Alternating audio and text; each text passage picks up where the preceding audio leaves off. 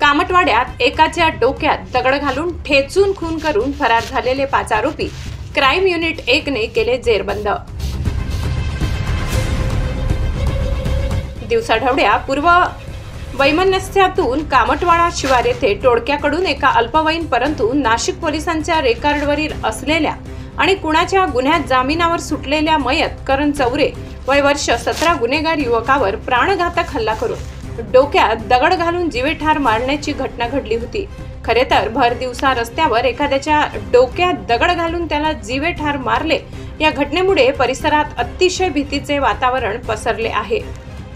घटनेची माहिती मिळताच अंबड पोलीस तसेच नाशिक शहर क्राईम ब्रांच युनिट 1 आणि 2 यांनी घटनास्थळी पोहोचून गुन्हेगारांचा शोध सुरू केला होता। सदर घटनेचे गांभीर्य लक्षात घेत नाशिक शहर क्राईम युनिट 1 तपास करत असताना त्यांना गुप्त बातमीदारामार्फत मारेकऱ्यांचा सुगावा लागला आणि क्राईम युनिट 1 च्या पथकाने मिळालेल्या बातमीनुसार वरिष्ठ पोलीस निरीक्षक मधुकर कड यांच्या मार्गदर्शनानुसार आसाराम बापू पूल गंगापूर नाशिक येथे जाऊन सदर परिसरात आरोपितांचा शोध घेतला असता तेथे काही संशयित मुले ही पोलिसांची गाडी बघून पडताना दिसून आल्याने त्यांना संध्याकाळी 7:17 सुमारास ताब्यात घेऊन त्यांना त्यांचे नावगाव विचारले असता त्यांनी त्यांची नावे मोहन ज्ञानेश्वर वायचडे वय 18 वर्ष 6 महिने राहणार